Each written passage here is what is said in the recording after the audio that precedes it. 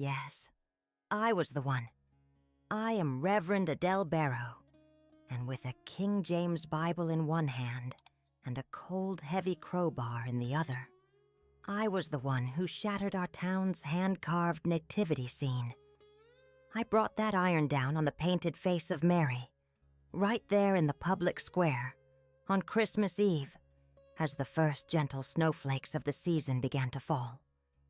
The plaster and paint gave way with a sickening crack that seemed to echo in the sudden, profound silence. The crowd gathered for the annual tree-lighting ceremony just stood there, their faces a mixture of shock and horror, all of it illuminated by the cheerful, blinking glow of 1,000 festive lights. It was a scene of perfect holiday peace, and I had just ripped it apart. My own sister, Catherine, a lifelong devout member of St. Jude's Catholic Church, rushed forward and grabbed my arm. Her voice was choked with tears, a strangled whisper, "Adele, no, please, stop." But at 58 years old, after decades of preaching a gospel of fire and brimstone from the pulpit of my own small church, my heart was a hardened knot of what I called conviction. In my mind, I wasn't a vandal. I was a soldier.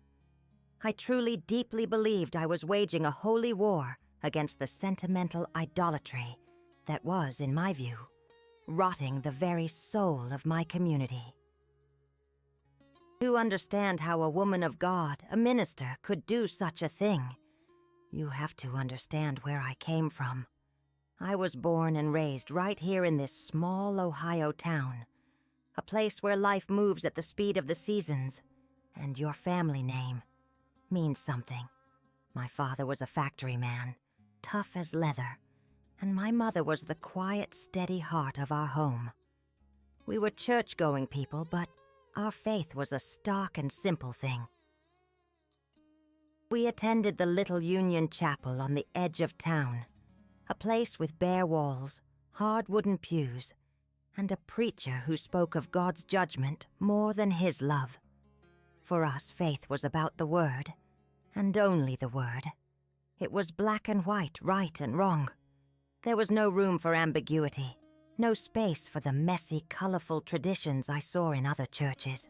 Statues, incense, rosary beads, all of it was just clutter.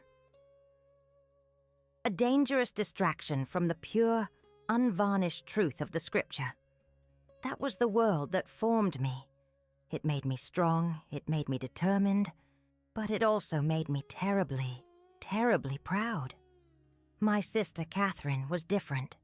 She was softer, more drawn to the mystery of faith. When she married a good Catholic man, she converted, and it was like a wall went up between us.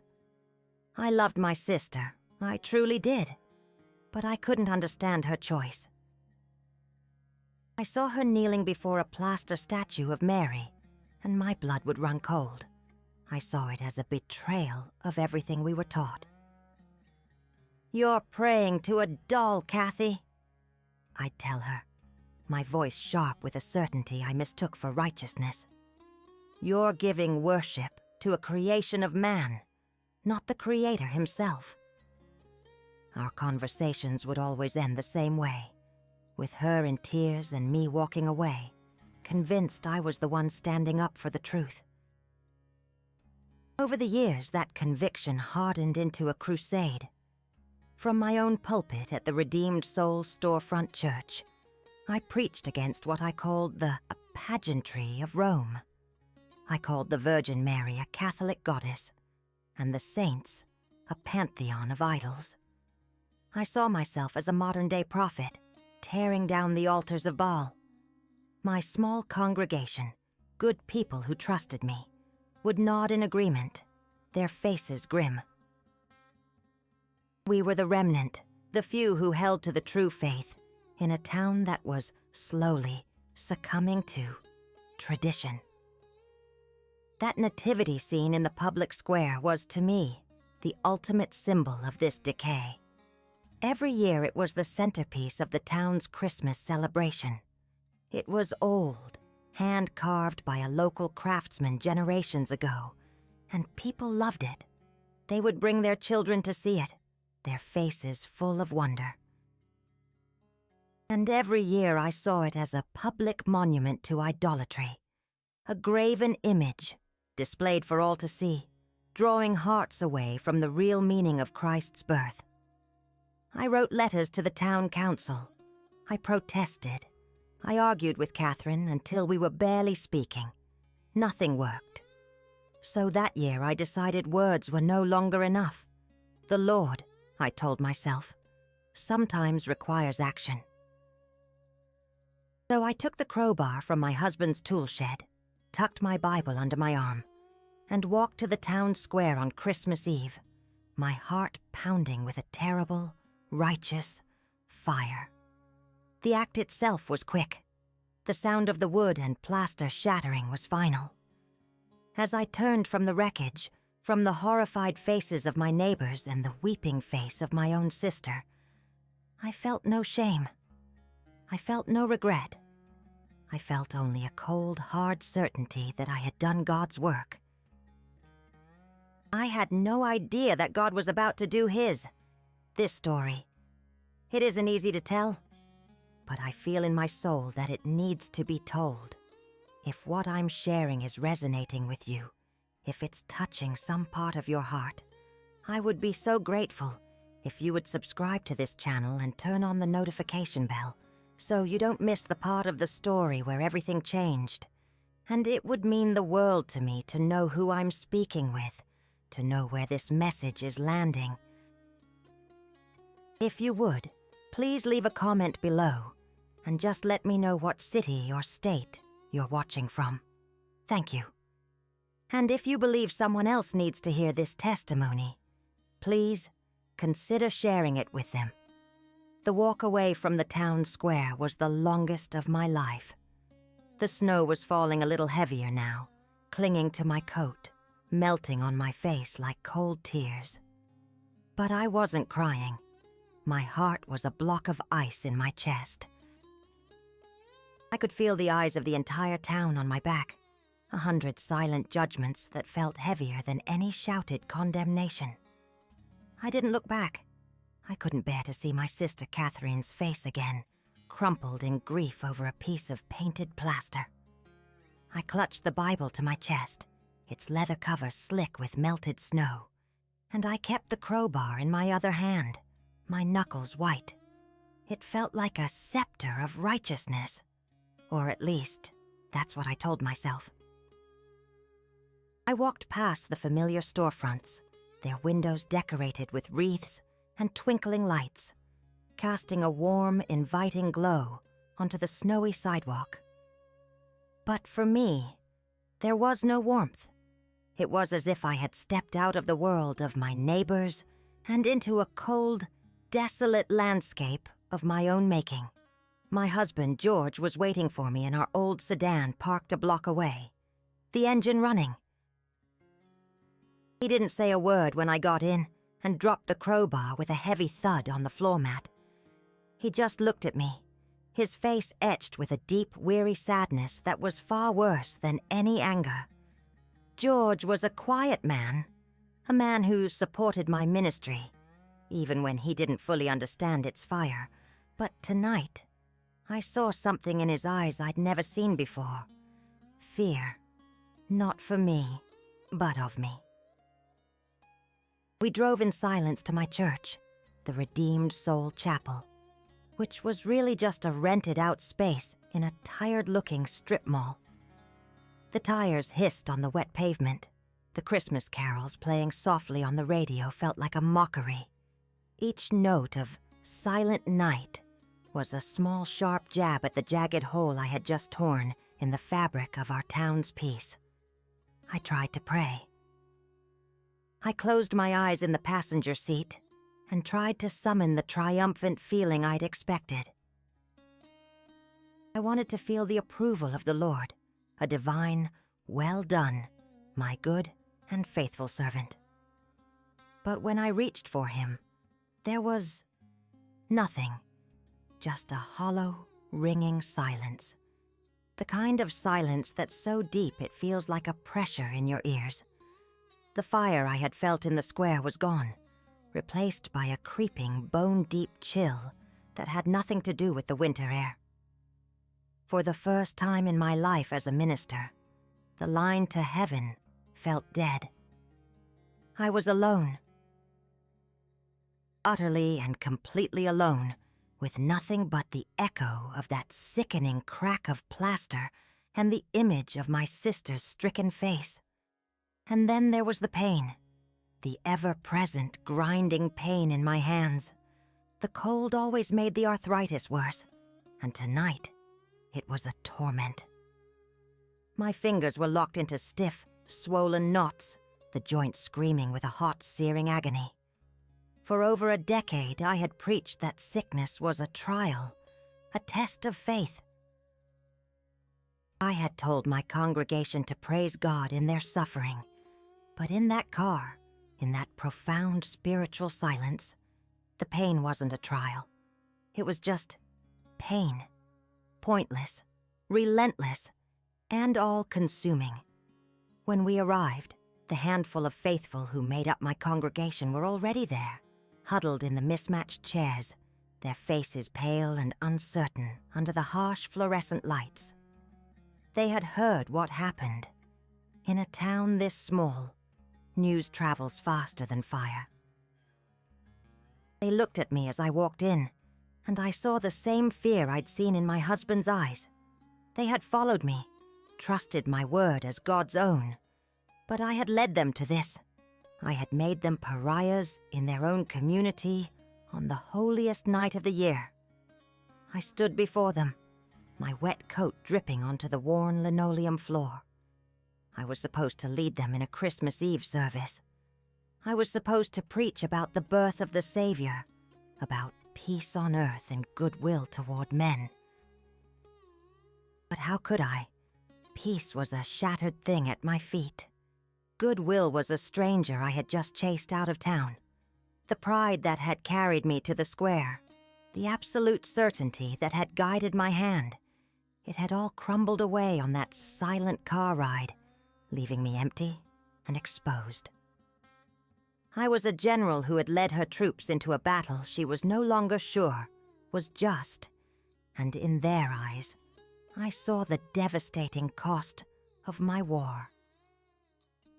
I was at the bottom of a pit so deep I couldn't see the light, and I had dug it with my own 2 hands. What happened in the next few moments, standing there in that cold, sterile room, is the entire reason I am telling you this story today. It is the moment that my life, as I knew it, ended, and a new one began. If this story is touching your heart, if you are feeling a connection to this journey from pride to something else, please take a second to press the like button and make sure your notifications are turned on. You truly will not want to miss what God did next. I stood there at my own pulpit, and the words wouldn't come. The sermon I had prepared, a fiery condemnation of the world's holiday decadence, felt like ashes in my mouth. My congregation stared at me, their faces a sea of confusion and fear. They were waiting for their pastor, for Reverend Barrow, to tell them what this night meant, to justify the chasm I had just opened between us and the rest of our town. I opened my mouth, but only dust came out. The silence in that room was absolute, broken only by the low hum of the fluorescent lights overhead and the drip, drip, drip of my wet coat onto the floor. And the pain. My God, the pain in my hands. It was a living thing, a pair of serpents made of white-hot fire, twisting my joints, squeezing the very bones. I had lived with it for so long it had become part of who I was. I couldn't even make a proper fist anymore. I couldn't hold my Bible without my fingers spasming in protest. It was my secret shame, a constant grinding reminder of the weakness of my own flesh. I knew I had to do something. I couldn't just stand there forever. So, out of sheer desperate habit, I raised my hands to lead them in a closing prayer. It was a mechanical gesture, the last resort of a preacher with nothing left to say. My hands came up slowly, painfully, the gnarled knuckles and crooked fingers looking like the roots of a dead tree in the harsh light. And that's when it happened. It wasn't a thunderclap or a blinding flash. It started as a warmth. A gentle, penetrating warmth that began in the center of my chest and spread outwards, down my arms, into my tormented hands. It felt like stepping out of a bitter winter wind and into a sun-drenched room. The warmth pooled in my palms, and it wasn't just heat. It was something else. It was a presence. It wasn't a voice that I heard with my ears, but it filled the silence in my mind. It was a feeling of immense, profound sorrow. But the sorrow wasn't aimed at me in judgment. It was a sorrow for me. It was the kind of grief a mother feels for a lost, foolish child who has hurt themselves terribly. It was a love so vast, so unconditional, that it didn't even seem to notice my pride, my anger, my sin. It just saw the pain. And then, before my own eyes, before the shocked gasps of my congregation, my fingers began to move. I felt a sensation like old, rusted gears grinding, a pulling and a stretching deep within the joints. There was no pain. The fire was gone. The serpents were gone. One by one, my fingers, which had been locked into useless claws for more than a decade, began to straighten. I lowered my hands and stared at them. They were my hands, but they weren't. The swelling was gone. The redness was gone. I could see the lines in my palms, the shape of my knuckles. I slowly, tentatively made a fist, a perfect, tight fist. And then I opened it again, stretching my fingers wide. There was no pain. None. The constant grinding agony that had been the background music of my life for 12 years had simply vanished. You might think I would have shouted for joy. You might think I would have praised God for the miracle. But that's not what happened. The pride that had fueled me, the righteous certainty that had been the bedrock of my entire life, didn't just crack. It turned to dust and blew away in that silent, holy moment. The truth fell on me like a mountain. The love that had just healed me. The overwhelming, motherly mercy that had reached into the depths of my broken body. It had a face, and it was the same face I had shattered with a crowbar just hours earlier. I fell to my knees there on that cold linoleum floor, not from weakness, not from the memory of my illness. I fell under the crushing, unbearable weight of a grace I had not earned, a forgiveness I had not asked for, and a love I had actively, violently rejected. And I wept. I broke apart. The sobs came from a place so deep inside me I didn't know it existed. I wept for the years I had wasted in my bitter pride. I wept for the pain I had caused my sister. I wept for my own profound, arrogant blindness. I knew, with a certainty that dwarfed any I had ever felt before, that the love of the mother, whose image I had just desecrated, had reached across the chasm of my hatred to heal my soul long before it ever touched my hands. If this part of my story, this moment of breaking, is resonating with you in some way, I would be so thankful if you would just press the like button and make sure you have notifications turned on.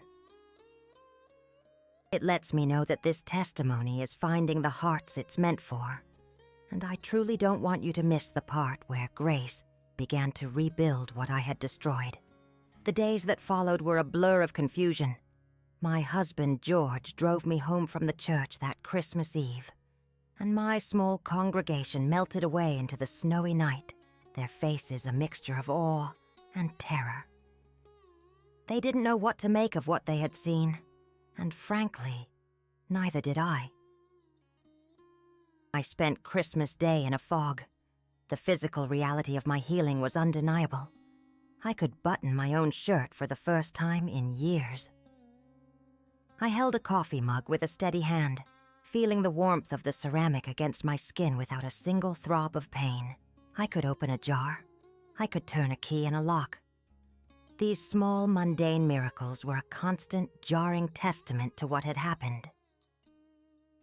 But my mind, the mind of Reverend Adele Barrow, the woman who built her life on the bedrock of scripture and logic, rebelled. It fought tooth and nail against the truth my own body was screaming. It had to be a coincidence, a fluke, a psychosomatic event brought on by the immense stress of the evening. That's what I told myself over and over as I sat in my armchair, staring at my new, unfamiliar hands. The human mind is a powerful thing, I reasoned. Hysterical strength, spontaneous remission. There were scientific terms for these things. I had pushed my body and my spirit to the absolute limit, and something had simply snapped back into place. It was a neurological event, not a divine one. I tried to build my old walls back up, brick by logical brick. I was a woman of the word, not of signs and wonders. I preached against the very kind of emotional, experience-based faith that was now threatening to swallow me whole. To accept this as a miracle, especially a miracle connected to her, would be to deny everything I had ever stood for. It would mean my entire life, my ministry, my certainty, had been built on a foundation of profound, arrogant error, and my pride could not bear that. But the nights were another matter. In the quiet darkness of my bedroom, my logic offered no defense. Sleep brought no peace, only a recurring dream. I was back in the town square, the snow falling softly. The crowbar was heavy in my hand. I would swing it, but instead of the sound of shattering plaster, there was only silence. The face of the statue, the one I had struck, would turn to me. Its painted eyes weren't angry. They weren't accusatory. They were filled with that same immense, heartbreaking sorrow I had felt in the church. A sorrow that was not for its own brokenness, but for mine. I would wake up with a gasp, my heart pounding, my face wet with tears I hadn't realized I was crying. Every night, the same dream. Every morning, the same undeniable truth in my hands. The war inside me was tearing me apart. If you've ever felt that kind of internal battle, that war between what your mind is telling you and what your heart knows to be true, I ask that you please press the like button and turn on your notifications. It helps me to know that this story is finding its way to those who need to hear it, and you won't want to miss how this war was finally resolved. The shame was a physical weight. It sat on my chest, making it hard to breathe. Every memory of my past mockery rose up to condemn me. I remembered seeing Catherine kneeling in St. Jude's, her rosary beads slipping through her fingers, and I remembered the sneer on my own face. "Still praying to your jewelry, Kathy?" I had asked, my voice dripping with disdain.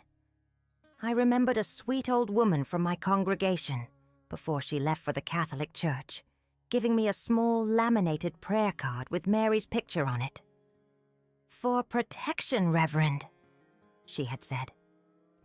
I had thanked her with a tight smile and thrown it in the trash the moment she left. Each memory was a fresh stab of guilt. I had called her an idol, a goddess, a distraction. I had waged a war against her memory, against the people who loved her. And in response, she, or the God she served, had answered my violence not with wrath, but with healing. The sheer, scandalous unfairness of that mercy was the most painful thing of all. After a week of this torment, I knew I couldn't go on. The rationalizations were failing. The dreams were relentless. The shame was unbearable.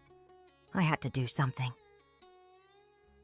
I had to face the source of this mercy, this terrible, beautiful grace that had shattered my world more completely than my crowbar had ever shattered that statue.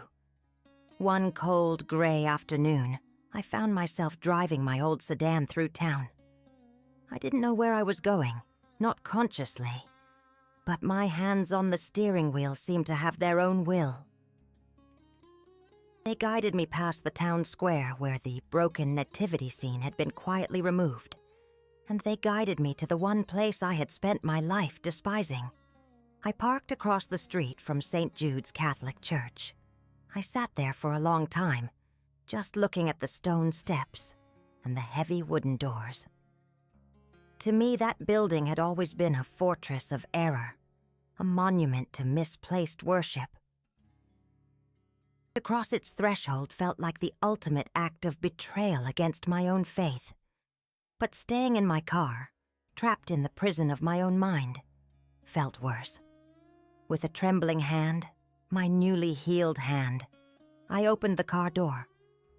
I walked up those steps, each one feeling like a mile, and I pushed open the door. The air inside was cool and still, thick with the unfamiliar scent of old incense and beeswax. Light filtered through the stained glass windows, painting the empty pews in silent jeweled colors. It was so quiet, a deep, reverent quiet I had never experienced in my own noisy, passionate little church. My heart was a frantic drum against my ribs. I felt like an intruder, a spy in the enemy camp. And then I saw her. Off to the side, in a small alcove, was another statue of Mary. This one was carved from wood, her hands outstretched, her face gentle and serene. I walked toward it, my feet leaden. This was it, the moment of confrontation. I stood before the statue, the symbol of everything I had rejected, and I waited. I waited for the lightning bolt. I waited for the condemnation. But there was only the profound, holy silence of that empty church. It was just a statue, carved wood and paint. My mind screamed it at me. An idol, a graven image. But my heart remembered the warmth, the sorrow, the love. And in that silent space, the war inside me finally ended, not with a bang, but with a surrender. I slowly, hesitantly, reached out my right hand, my perfect, painless hand, and I laid it on the cold, wooden base of the statue. And in that simple, silent gesture, all the fight went out of me. The pride, the anger, the certainty. It all just dissolved. And for the first time, I wasn't Reverend Barrow, the soldier of God.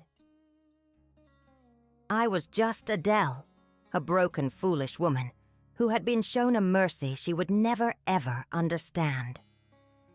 Word of what happened at the Redeemed Soul Chapel that night spread through our small town like a strange, unsettling wind. It wasn't the kind of news that brought casseroles to your door. It brought whispers. It brought doubt. My own small congregation, the people I had led for years, fractured. A few, the ones who had seen my hands straighten with their own eyes, were simply terrified and drifted away, unsure if they had witnessed a miracle from God or a deception from the devil. Others, who had only heard the story secondhand, were more direct. "It's a trick," one of them told my husband George at the hardware store. "Satan is a deceiver, and he's finally got his hooks in the Reverend." The irony was so thick it was almost suffocating. For years I had warned them about deception, and now they saw me as its ultimate victim. The rest of the town was just as skeptical, but with a more secular flavor. Friends I'd known my whole life would see me at the grocery store and look at my hands, then quickly look away, a polite, pitying smile on their faces. I could hear their thoughts as clearly as if they'd spoken them aloud. Poor Adele. The stress finally made her crack. It's a psychosomatic remission, you know. The mind is a powerful thing.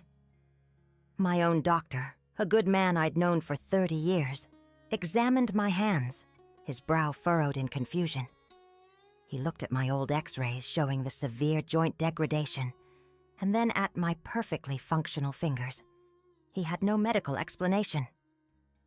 "Whatever the cause, Adele," he said, clearing his throat, "I'm happy for you." But his eyes were full of questions he was too professional to ask. I was an anomaly, a puzzle they tried to solve with logic and psychology because the alternative was too uncomfortable to consider. Through it all, I never argued. I never tried to convince them.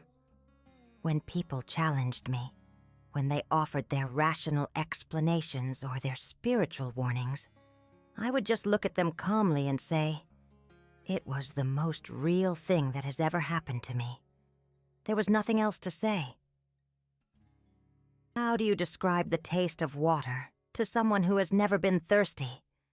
My experience was not a theory to be debated. It was a truth I was now living in my own skin. My old life was over. The Redeemed Soul Chapel closed its doors. I was a shepherd without a flock, a preacher without a pulpit. The deepest loneliness I have ever known settled over me. And in that desolation, I found myself being drawn, time and again, back to St. Jude's. The first time I went to a service, I sat in the very back pew, my coat collar pulled up, feeling like a spy. The smells of incense and candle wax, the sounds of the organ and the chanted responses, the kneeling and the standing. It was all so foreign, a language my soul didn't speak. But my sister Catherine was there. She found me after the Mass, and there was no triumph in her eyes, no hint of, "I told you so." She just took my new, healed hand in hers and squeezed it. "I'm glad you're here," she whispered, and that was enough. So I kept coming back. Slowly, painfully, the symbols I had once railed against began to change. They began to open up to me. The rosary, which I had once called vain repetition, became a quiet anchor in the storm of my thoughts. Each bead wasn't a prayer to a piece of jewelry. It was a step on a journey, a moment to ponder a life of perfect love and sacrifice. The statues weren't idols. They were becoming like photographs of beloved family members, reminders of those who had run the race before me. I was learning a new way to see, a new way to feel. I was learning that faith wasn't a fortress to be defended, but a home to be lived in. An entire year passed, a year of quiet healing, of learning, of unlearning. Christmas Eve arrived again, cold and clear. The town was gathering in the square, just as they always did, for the tree lighting. A new nativity scene had been built, a beautiful set donated by a local family, to replace the one I had destroyed. I went with Catherine and her family, standing in the back of the crowd. The lights twinkled, the choir sang, "O Holy Night," and the priest from St. Jude's spoke a few words about forgiveness, community, and the power of grace to make all things new. And as he spoke, I felt that same gentle warmth I'd felt a year before. It was a quiet nudge in my spirit, a clear and unmistakable call. I knew what I had to do. Trembling, I made my way to the front. A hush fell over the crowd as people recognized me. The priest saw me and, with a look of profound grace, stepped aside and gestured to the microphone. I looked out at the faces of my neighbors, my friends, my family. My sister, Catherine, was weeping softly. I took a deep breath. "My name is Adele Barrow," I began, my voice clear and steady. "1 year ago, on this spot, I committed an act of terrible violence and hatred. I came here with a crowbar and a heart full of pride, and I did damage that I can never fully repair. I want to say to all of you, and especially to the members of St. Jude's, I am so deeply, profoundly sorry. I ask for your forgiveness." I paused, then looked right at my sister. "Kathy, I am so sorry." "That night," I continued, my voice thick with emotion, "I believed I was a soldier for God. But my war was against a phantom of my own making. I went from here to my own church, and I stood before my own people, a broken woman in every sense of the word. And in that moment, in the pit of my arrogance and my pain, I was shown a mercy I did not deserve. The love that flows from the very mother whose image I had shattered reached into my life and healed me. It didn't just straighten my hands. It began the long, slow work of straightening my soul. I held up my hands for all to see. I learned the hardest and most beautiful lesson of my life that night. The things I had spent my life rejecting. Mercy, mystery, humility. A love so wide it embraces its enemies. Those were the very things that lifted me up from the floor. My conversion wasn't about changing churches. It was about my heart being broken open so that God's grace could finally get in. I am not here tonight as a preacher with answers. I'm here as a witness to a love that is bigger than our mistakes, stronger than our hatred, and more real than the ground beneath our feet. If this story, this testimony of a heart turned from stone to flesh, has moved you in any way, I would be so humbled if you would press the like button and make sure your notifications are turned on so we can continue to share these journeys of grace together. My greatest prayer is that this channel becomes a place where we can all witness the power of mercy. And to that end, I have a small request. In the comments below, would you be willing to share just one word, one single word, that describes what grace or mercy means to you? Words like unearned, healing, forgiveness, second chance. Your one word could be the very thing someone else scrolling through these comments needs to see today. It could be a prayer, a sign of hope. Let's fill this space with 1,000 small testaments to the love that finds us, no matter how lost we are. Thank you, and God bless you.